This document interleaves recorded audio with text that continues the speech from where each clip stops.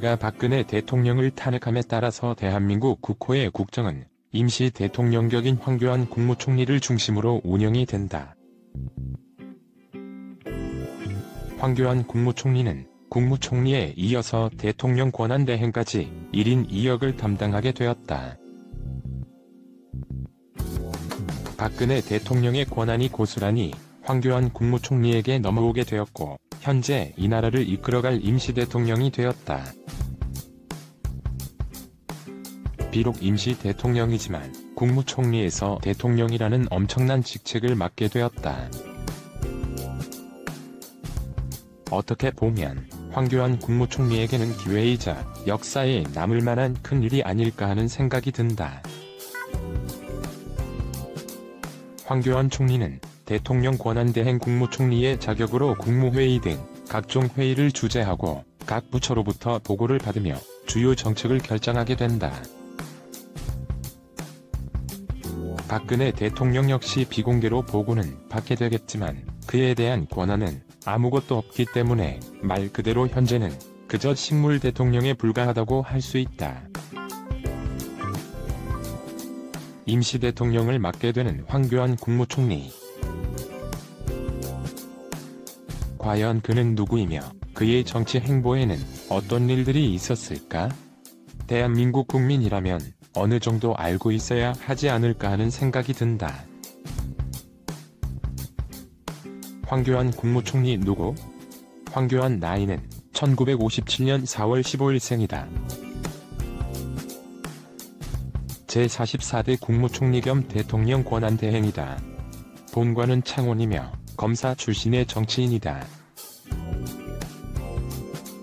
부산고등검찰청장을 지내고 2011년 9월에서 2013년 1월까지 법무법인 태평양 고문 변호사로 활동을 했다. 제63대 법무부 장관이 되었고 2015년 5월 제44대 국무총리 후보로 지명이 되었다. 그리고 박근혜 대통령 탄핵 소추가 가결이 되고 대통령 권한대행이 되었다. 황교안 부인 아내 최지영 씨가 있으며 황교안 자녀로는 슬아의 1남 1녀 아들과 딸이 있다. 황교안 종교는 침례교이며 학력은 성균관대학교 법학과를 졸업했다. 황교안 국무총리 일화 1. 황교안 삼성 엑스파일 사건. 황교안은 과거 삼성 엑스파일 사건에 이름이 올려져 있다는 루머로 곤혹을 겪은 적이 있다. 삼성 떡값 리스트 문건이 노출이 되었고 여기에 황교안의 이름이 거론이 된 것이다. 그러나 특검에서는 혐의 없다고 발표를 했으며 황교안 역시 삼성 떡값 연루 의혹을 극구 부인하였다. 이석기 내란 음모 사건. 법무부 장관 시절 황교안은 이석기 내란 음모 사건이 터졌다. 어찌되었건 결론은 혐의 없음으로 나왔다. 2.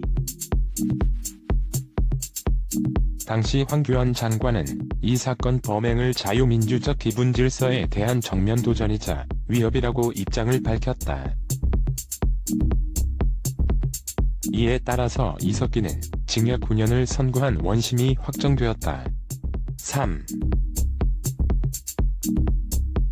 총리 내정 후 세금 지각 납부. 황교안은 국무총리로 내정된 이후 증여세와 종합소득세 등을 지각 납부하여 논란이 되기도 했다.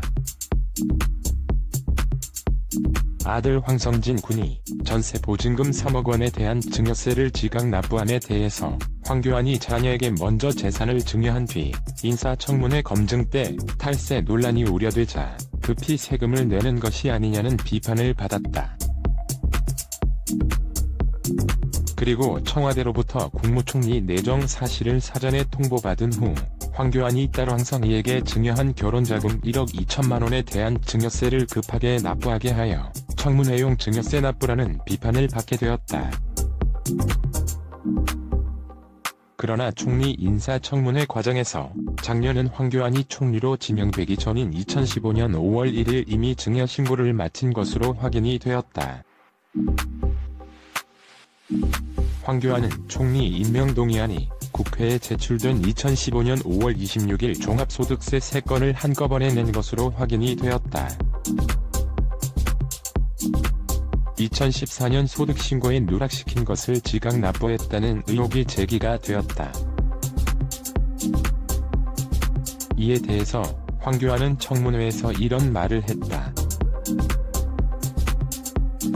지금 위원님이 말씀하신 부분들은 위원님이 말씀하시다시피 큰 부분이 아니었는데 제가 불찰로 꼼꼼히 다 못 챙긴 부분들이 있습니다. 그러나 제가 내야 될 또 통상 알 수 있는 세금들에 대해서는 빠짐없이 내기 위해서 노력을 했고,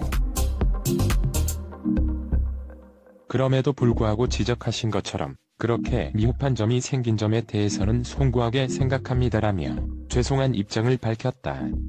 4. 황교안 국무총리 성주 탈출. 황교안 국무총리는 성주가 사드 배치 지역으로 확정이 되면서 성주 군민들을 달래기 위해서 성주에 방문을 했다. 그러나 버스에서 6시간째 갇히는 신세가 되는 등 큰 곤혹을 겪었다. 또한 성주 군민들은 물병을 던지거나 계란을 투척하는 등 큰 곤혹을 겪게 되었다. 결국 성주 군민들을 달래기에는 실패를 했고 황교안은 성주를 떠날 수밖에 없었다. 하지만 여기에서 또 사건이 발생을 했다. 성주를 탈출하는 과정에서 차량 앞을 가로막은 소울 차량을 들이받게 되었고, 소울 차량이 진로를 가로막자 곤봉으로 운전석 창문을 깬 것으로 알려져 큰 비난을 받기도 했다. 황교안 임시 대통령은 정부 서울청사에서 권한대행으로서 첫 임시국무회의를 주재한 직후 대국민 담화를 발표했다. 대통령 권한대행 책무를 무겁게 받들겠다. 헌법이 정한 바 저에게 부여된 대통령 권한대행의 책무를 참으로 무겁게 받아들이고 아무리 어려운 상황에서도 국정을 안정적으로 관리하는 데 혼신의 노력을 다하겠다고 밝혔다. 그리고 외교정책의 차질 없는 수행과 금융외환 시장의 안정, 일자리 확충 및 서민 생활 안정을 위해 총력을 기울이겠다고 밝혔다. 이제 박근혜 대통령이 탄핵이 됨에 따라서 대한민국 정권은 큰 변화를 맞게 되었다. 그 첫 번째가 황교안 국무총리의 대통령 권한대행 임시 대통령이 아닐까 하는 생각이 든다. 과연 황교안 대행 체제는 촛불 민심을 어떻게 받아들일 것이며 어떻게 실천하고 보여줄지 지켜봐야 할 것 같다. 일단 황교안의 인지도와 영향력이 제일 올라간 계기는 박근혜 대통령의 탄핵 소추 의결서가 청와대에 송달되면서 국무총리로서 2016년 12월부터 2017년 5월까지 대통령 권한 대행을 맡으면서이다.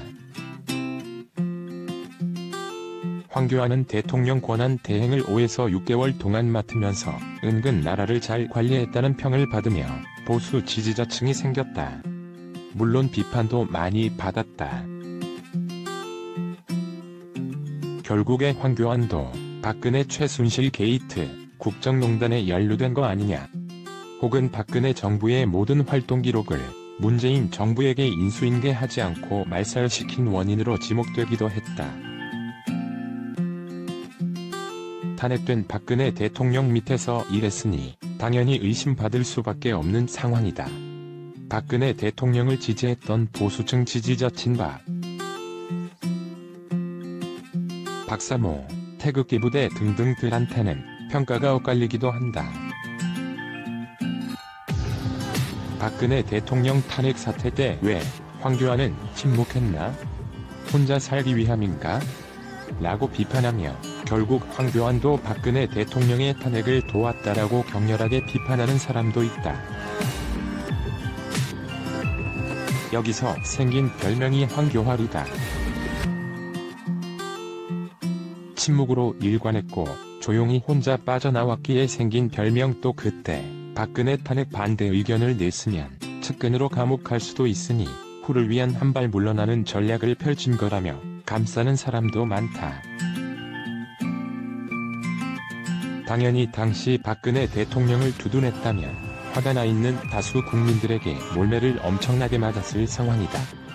하여튼 간에 박근혜를 지지했던 일부 보수층 친박, 박사모, 태극기 부대들한테는 평가가 상당히 엇갈림을 알 수 있다. 박근혜 정부에서 국무총리를 수행했으니까 물론 황교안을 지지하는 박근혜 지지자들도 많다. 황교안은 박근혜 지지자 친박들을 어떻게 확실하게 마음을 잡아야 할지 골치가 아플 것 같다. 진보 좌파 지지자들한테는 당연히 이미지가 좋을 수가 없다. 아무래도 최순실 게이트로 탄핵당한 박근혜 대통령 밑에서 일하는 국무총리였으니까 말이다. 잘못하다가는 좌우로 까일 수도 있는 상황. 그 외 막장 분석 특징 아무래도 차분하고 은근 표정 관리를 잘하기 때문에 뭔가 반듯해 보인다고 말하는 사람도 있다. 가발을 쓰고 다니는 거 아니냐는 의혹이 있었다. 군대를 다녀오지 않은 미필이다. 여러 사진들을 찾아봤는데 어떤 사진은 가발인 것 같고 어떤 사진은 또 자기 머리인 듯 보인다. 내가 보기엔 가발은 아니고 머리숱이 겁나게 많은 것 같다. 결론 황교안은 박근혜 대통령 탄핵 이후 대통령 권한대행을 했었다는 것이 보수 지지자들에게 메리트로 작용하고 있다. 보수 지지자들을 집결시킬 수 있을 것인가? 그리고 박근혜 대통령 지지자 친박, 태극기 부대, 박사모들을 완벽하게 끌어들일 수 있을지 없을지 두고 봐야 하는 상황.